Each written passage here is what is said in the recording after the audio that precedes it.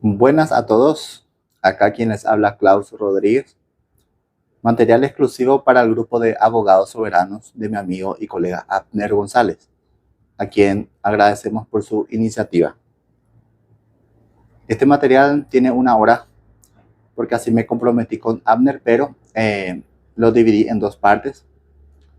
La otra parte, la otra mitad, la voy a levantar cuando este material alcance los 50 me gustas en YouTube. Ese parámetro uso para ver si alcanza o tiene buena recepción o si tengo que mejorar en algo. El anterior material alcanzó 54 me gustas. Quedamos en que en esta ocasión íbamos a dar la acción de petición de herencia. El artículo 745 del Código Procesal Civil dice que en la sucesión, si después de la adjudicación se presenta algún heredero, el juez va a ampliar a su favor la sentencia si es que corresponde, previo traslado a los demás herederos ya declarados. Pero si estos herederos se oponen, el interesado va a tener que promover la demanda ordinaria correspondiente, dice. ¿A qué demanda se está refiriendo el Código Procesal? A la petición de herencia, que es el juicio que vamos a ver ahora. 6 nomás son los artículos que rigen la acción de petición de herencia en el Código Civil, del 2510 al 2515. Me pareció que iba a ser más largo, pero me habré confundido con otra demanda. La partición en sí es recorta, había sido. Y el 2510 dice, ¿para qué se promueve esta demanda? Y es para reclamar los bienes de la herencia por parte de quien los detenta a título de sucesor del causante. Corresponde entonces iniciar la demanda de petición de herencia al heredero que no se presentó a tiempo a solicitar su declaratoria de heredero y con ese título reclamar los bienes de la herencia. La petición de herencia puede ser ejercida por toda persona que invoque un derecho mejor o igual a la persona que se encuentre en posesión de los bienes hereditarios. Si tiene un mejor derecho, entonces su demanda de petición de herencia va a tener el efecto de excluir al demandado. Y si invoca un derecho igual, entonces su demanda va a pretender compartir la herencia. Esta demanda de petición de herencia prescribe a los 10 años, según el artículo 659 del Código Civil, y se computa desde el dictado de la sentencia declaratoria según el artículo 2505. Entonces, un artículo nos da el plazo y el otro el cómputo. El juez competente para entender en esta demanda es, obviamente, el juez de la sucesión por fuero de atracción. Y en el juicio de petición de herencia, si se hace lugar, se declara heredero al recurrente según el artículo 2511. Ahora, ¿se puede o no demandar a un tercero que no fue declarado heredero? La respuesta la encontramos en el 2512, que dice que el que por contrato adquirió del poseedor de bienes hereditarios toda o una parte de la herencia queda equiparado al poseedor hereditario en sus relaciones con los herederos. Así que sí se puede demandar a un tercero que no fue declarado heredero. Si se hace lugar a la demanda de petición de herencia, se le tiene que restituir al heredero todos los bienes hereditarios y todas las cosas que el causante tenía. Ahora, si no es posible la restitución, se aplican las reglas del enriquecimiento sin causa. En este caso, el recurrente lo que va a intentar sería la indemnización de daños y perjuicios.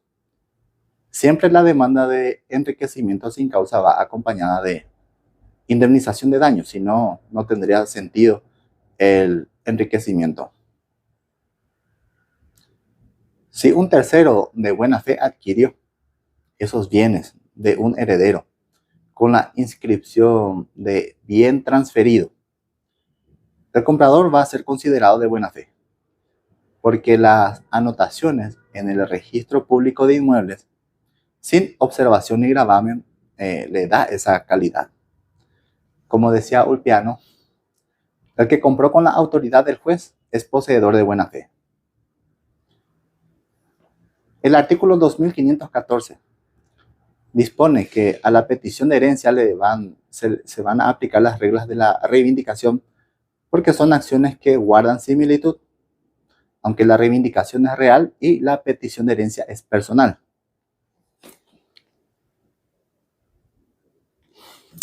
Poseedor de mala fe.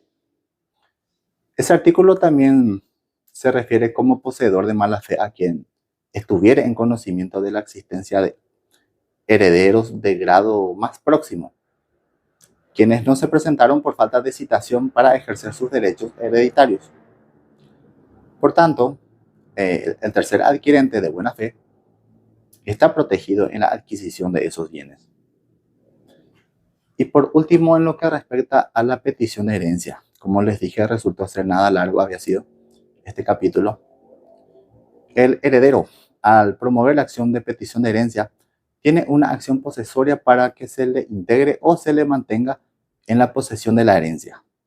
Las acciones posesorias son los interdictos de adquirir y retener según el caso.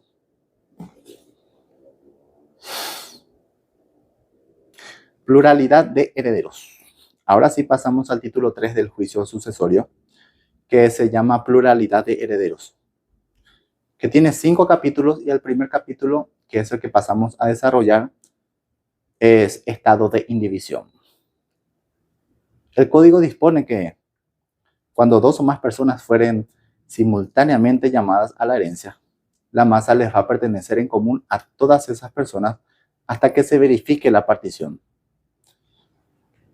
La masa hereditaria está constituida por los bienes dejados por el causante. Durante el estado de indivisión, cada heredero es dueño de una porción alícuota ideal. Ninguno de ellos tiene la propiedad de un bien concreto ni puede disponer de una parte determinada, dice el código. Solo después de la partición se goza de la disponibilidad. Ahora, ¿qué bienes forman parte de la masa hereditaria?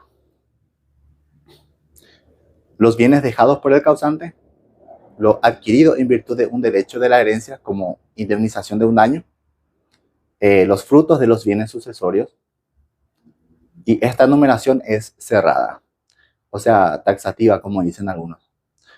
Los frutos de los bienes sucesorios se forman con las producciones de la tierra, crías y demás productos de animales, alquileres y también renta de capitales. Durante el estado de indivisión, la administración de los bienes corresponde en común a todos los herederos. Pero, en lo posible, el administrador va a ser siempre el cónyuge supérstite.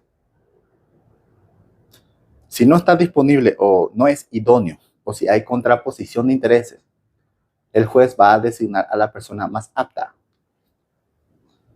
Cada heredero tiene que colaborar para con el bien de la administración, si es que se requiere su cooperación. Pero eso es justamente lo que menos ocurre en la práctica. ¿Por qué digo que los demás herederos que no son administradores también tienen que colaborar con la gestión de la administración? Simplemente porque a nadie le conviene que la sucesión pierda dinero. Pero cuando hay intereses egoístas, resentimiento por antecedentes familiares y otro tipo de discrepancias, la verdad, los coherederos no ven la ventaja económica que hay detrás de los acuerdos. Conozco una sucesión que pierde $5,000 por día porque los herederos no se ponen de acuerdo en los gastos de la sucesión. Obviamente es una sucesión millonaria. Nadie lo dice, pero en la sucesión es donde menos les conviene a los familiares pelearse. Para mi gusto, al abogado tampoco le conviene, pero nunca escuché a ningún colega decir esto. El diálogo es lo más conveniente para llegar a la etapa de partición que todos quieren. Durante el proceso de sucesión, si hay discordias, todos pierden porque el juicio simplemente no avanza. Las ventajas de saber negociar y llegar a un acuerdo entre los herederos son que el diálogo evita conflictos prolongados entre familiares, ahorro de tiempo, menores costos judiciales, mayor control de la distribución de los bienes, porque los herederos pueden acordar una partición más justa según la realidad familiar, en lugar de tener que someterse a la distribución forzosa que haría el juez. Un acuerdo evita también la venta forzosa de bienes mediante la subasta. La distribución judicial para mí equivale a lo que pasó, por ejemplo, en Medio Oriente, cuando Francia y el Reino Unido distribuyeron las tierras y delimitaron las dimensiones y fronteras de los países según su propio criterio, y sin tener en cuenta los aspectos culturales, religiosos y otras discrepancias entre los pueblos. El resultado, convivencia imposible entre vecinos y guerra. Hago esta analogía porque en la adjudicación de la sucesión, si no hay acuerdo, se le adjudica a todos en condominio y punto. Ahora, para la partición se tiene que hacer otro juicio, que es partición de condominio justamente, donde si nuevamente no hay acuerdo, se rematan los bienes. Conozco juicios que llegaron a instancia y quedaron todos los herederos insatisfechos.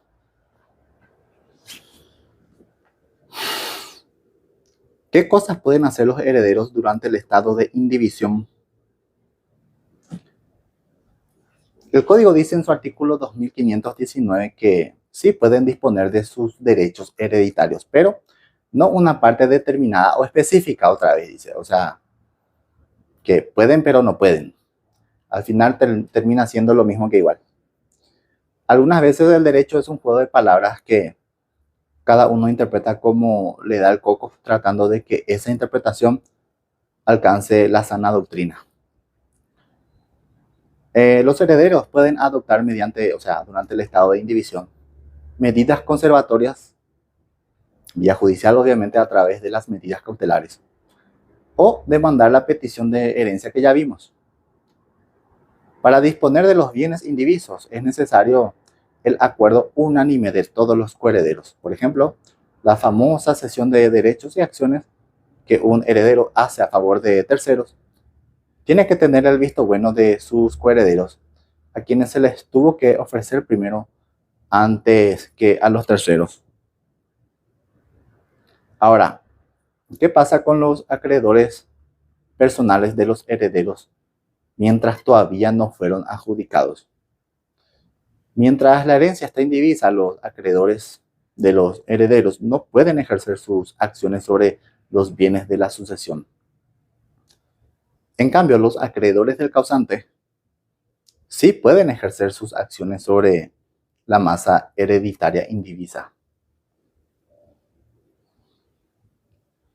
Antes de la partición, los herederos pueden enajenar bienes hereditarios con autorización judicial para el pago de las deudas y cargas de la sucesión, por ejemplo, tasas judiciales. Cuando hay incertidumbre respecto a una afiliación o a la validez de un matrimonio, es decir, cuando hay una demanda de esta índole en contra de la sucesión pendiente de sentencia firme, la partición se suspende hasta que se aclare tal incertidumbre.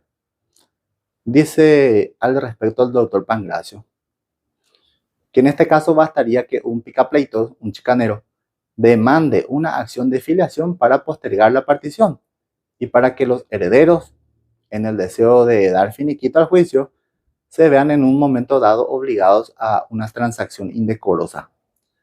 Así que si en una sucesión a punto de terminarse no te quieren pagar tus honorarios profesionales, ya sabes que tenés que hacer aparecer una demanda por filiación post-mortem y se suspende todo. En caso de que se espere del juzgado la violación del artículo 7 de la Ley de Honorarios, que dispone luego que la adjudicación no se va a expedir hasta que se cubra ese rubro.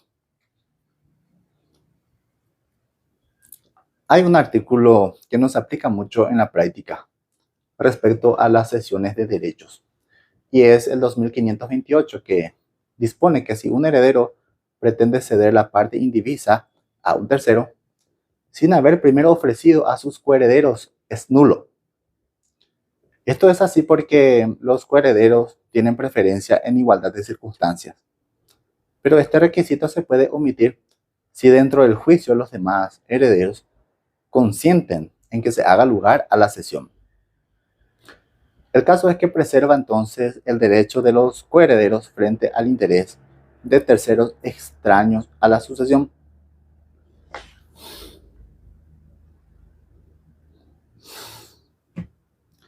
Ahora sí, partición.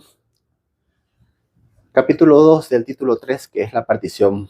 Podemos comenzar diciendo que nadie puede ser obligado a permanecer en estado de indivisión forzosa. Por ende, cuando quedó liquidado el pasivo hereditario, corresponde a cualquiera de los herederos exigir la partición de los bienes excedentes. La partición hecha por el testador solo se va a respetar si no se afectó la legítima. La acción de partición que compete al heredero interesado en la partición se plantea contra todos sus coherederos.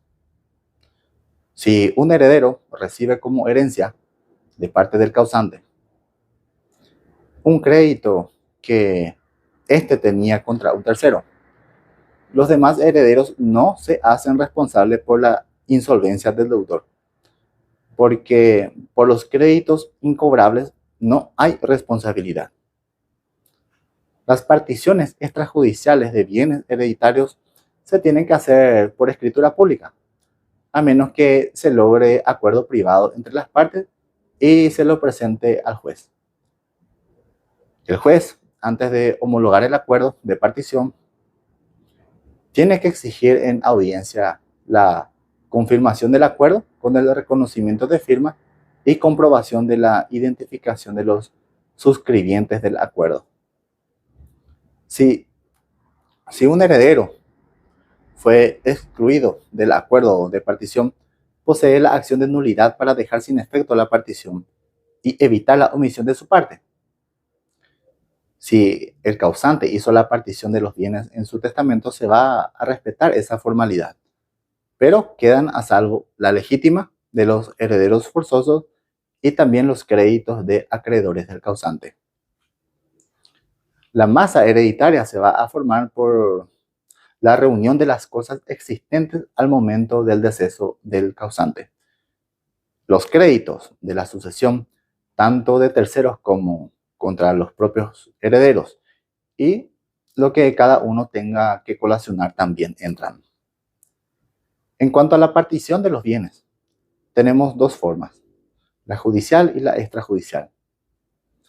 Las formalidades para la judicial la encontramos en el artículo 2533 al 2539 y la extrajudicial en el artículo 2540.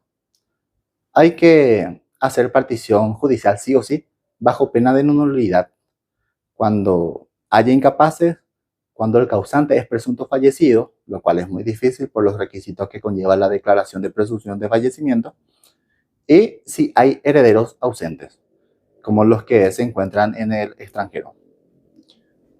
El artículo 2534 dispone que se van a reservar bienes suficientes y sin adjudicar para el pago de los créditos y las cargas pendientes. Acá es donde entran los intereses del abogado respecto a sus honorarios. Eso está en el inciso H. Este artículo coincide con el artículo 7 de la Ley de Honorarios, que dice prácticamente lo mismo. Lo mejor es que según el artículo 2540, dice que es anulable la partición, sea privada o extrajudicial, cuando no se reservaron bienes suficientes para el pago de los créditos, cuya existencia constare en autos, como por ejemplo un AI de regulación de honorarios. Cada heredero tiene que recibir los títulos de las propiedades y de los créditos que se les adjudiquen. El título se va a instrumentar en el certificado de adjudicación expedido por el secretario, que es la última y bendita actuación en el juicio sucesorio.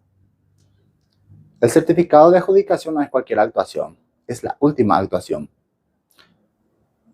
No es una actuación, es la actuación, es la más codiciada, la más esperada, es la hijuela, es la que se inscribe en los registros públicos. Tiene que estar prolijamente bien redactado y mejor que sobren datos a que falten, y con cero error. definitivamente el certificado de adjudicación es la frutilla de la torta en la sucesión. Ahora sí, colación. Ahora entramos en el juicio de colación. Colacionar es restituir a la masa hereditaria los valores recibidos en vida del donante. Si no, podría resultar perjudicada la legítima de los demás herederos. Tenemos la figura de la colación porque, como dice el profe Francisco Segura, en Paraguay no existe la figura del anticipo de herencia. Colacionar es un derecho y una obligación. Derecho para exigirle a los herederos a que restituyan a la sucesión el valor de lo que recibieron del causante en vida. Y obligación, porque si quien exige también recibió bienes, pues tiene que colacionar también su parte. El objeto de la colación es mantener el principio de igualdad entre las particiones.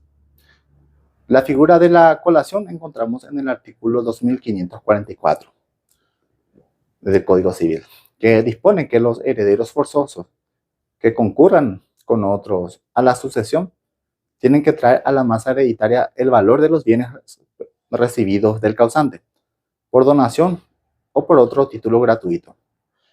Los herederos forzosos son los que tienen derecho a la legítima, y la legítima es la parte de la herencia que el causante no puede disponer en perjuicio de dichos herederos.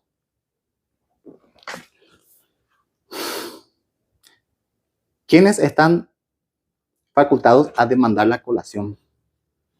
El heredero, su acreedor, los acreedores del causante y los legatarios. Ahora, ¿quiénes están obligados a colacionar? Los descendientes, los ascendientes y el cónyuge del causante. Los herederos instituidos en el testamento cuando afecte la legítima, los descendientes que entran en la sucesión por derecho de representación de sus ascendientes, los descendientes del indigno y desheredado también. ¿Qué comprende? ¿Qué bienes comprenden la colación? Comprenden el valor de las donaciones de parte del causante a favor del heredero. También lo invertido por el causante en el matrimonio de sus hijos. La empresa o negocio que les pudo haber puesto para acrecentar sus respectivos patrimonios. ¿Y qué bienes no comprenden en la colación? No se pueden colacionar los gastos de salud, dieta, sin importar si era mucho o poco, los gastos de educación, capacitación y los gastos de seguro. Tampoco se puede colacionar lo que los nietos del causante y yernos o nueras que no son herederos recibieron del causante. Esta disposición está en el artículo 2549 y no lo puede cambiar ni el propio causante con su testamento. Ojo, no se colacionan los bienes, sino el valor de dichos bienes. El valor que dichos bienes tienen al momento de la demanda. Por eso, si se tratan de inmuebles, al promover la demanda de colación hay que adjuntar la correspondiente tasación pericial.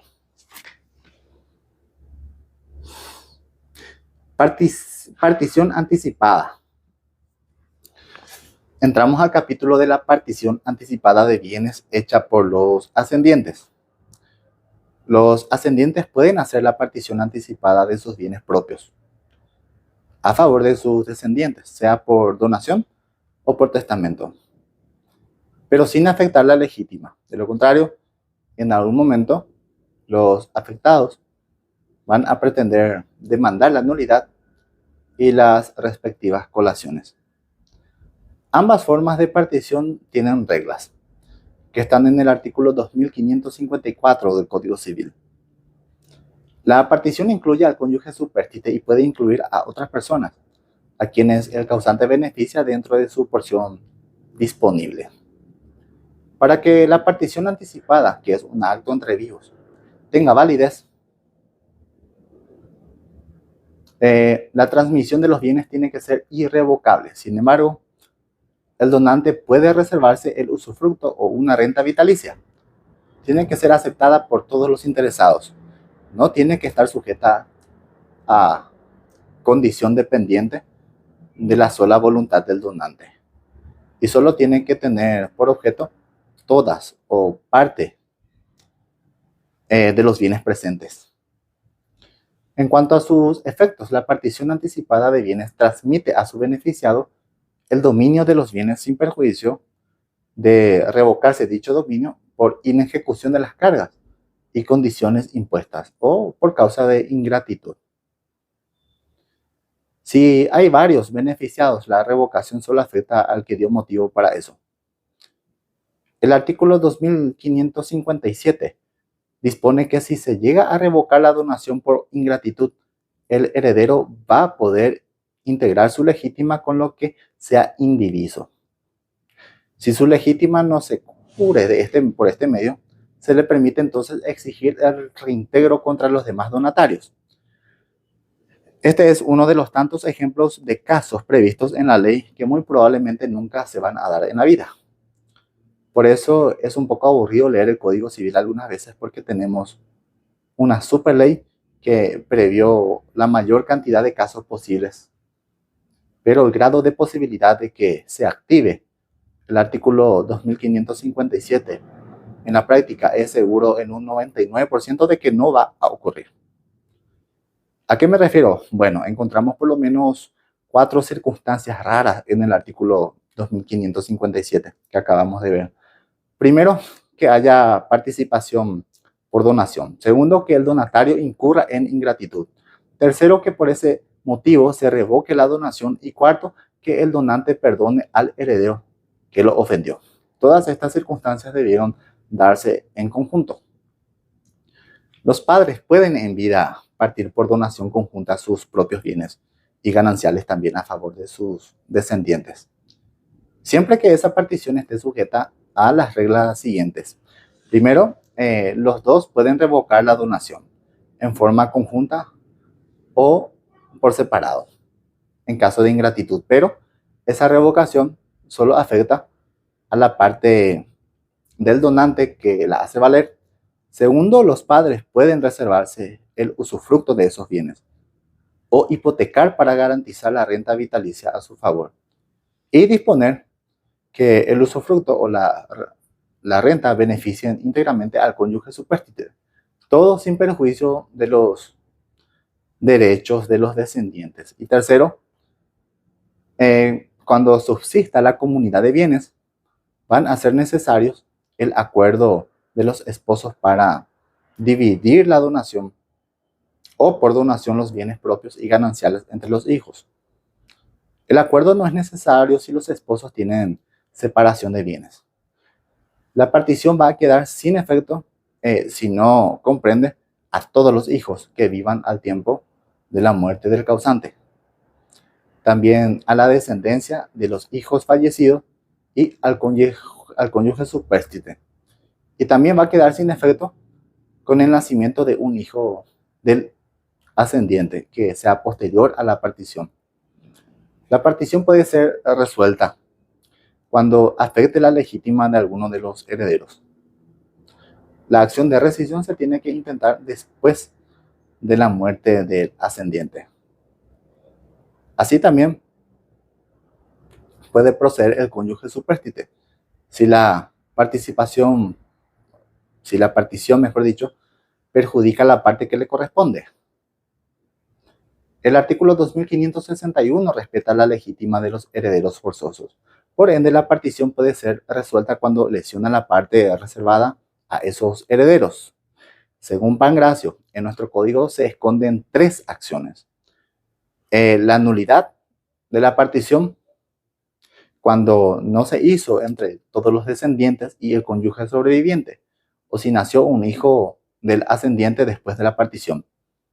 La rescisión que se le concede al heredero a quien se le afectó en su legítima, y la reducción cuando resulta que uno de los herederos recibió del testador un excedente de la cantidad que la ley permite disponer al causante.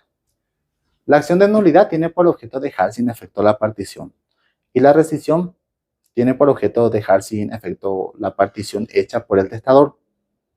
En la acción de reducción, los herederos piden la reducción de la porción asignada a uno de sus partícipes, cuando un heredero recibió un excedente de la cantidad que la ley permite disponer al testador.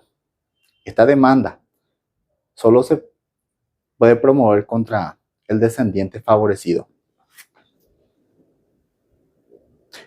Efectos de la partición.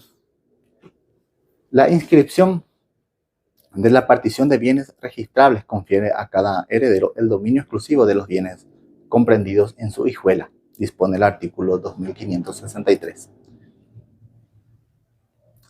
En este punto, dice el doctor Pangracio, se hace la siguiente pregunta a él. ¿Cuál es la situación jurídica del viudo que no se presenta en la sucesión de su finada esposa y tampoco cede a favor de sus hijos herederos su parte de gananciales? Él mismo responde que el viudo y padre de los herederos sigue siendo propietario de su parte de gananciales. En consecuencia, al extenderse el certificado de adjudicación, debe aclararse que la mitad de lo adjudicado es de los herederos y la otra mitad del viudo por igual parte de condominio. Entramos en aguas profundas. Me costó entender algunas acciones, algunos términos, la verdad, y más todavía me costó buscar la forma de intentar explicar, no sé si me salió. Espero que este material pueda ser de provecho. Con cariño y con aprecio, desde ya muchas gracias, para mí un placer y nos vemos en el próximo material.